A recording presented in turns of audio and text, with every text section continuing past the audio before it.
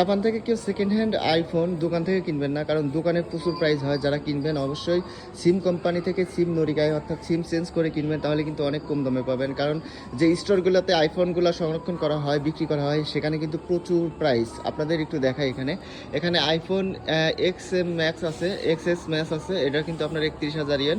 তারপরে আপনার iPhone AC আছে 45,000 ইয়েন। আপনার আইফোন এক্স আর আছে 21,000 ইয়েন। আইফোন 8 প্লাস আছে 17,000 ইয়েন। আর তারপরে কিন্তু এই পাশে আছে আপনার আইফোন 14 প্রো ম্যাক্স, এটা কিন্তু আপনার 1,64,000 ইয়েন। তারপরে আছে iPhone 13 mini 72,000 yen. IPhone 13 mini 62,000 yen. IPhone 12 49,000 yen.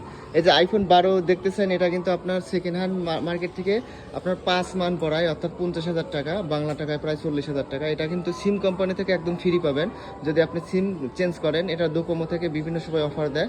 এজন্যই বলি, যারা আইফোন কিনতে চান অবশ্যই সিম চেঞ্জ করে আইফোন কিনবেন, তাহলে কিন্তু আপনার অনেক টাকা বেঁচে যাবে। এবং আপনি যে সেকেন্ড হ্যান্ড কোম্পানি থেকে, সেকেন্ড হ্যান্ড মার্কেট থেকে যে আইফোনগুলো কিনবেন, সেটা কিন্তু অনেক ব্যয়বহুল এবং অনেক টাকা আপনার খরচ হতে পারে।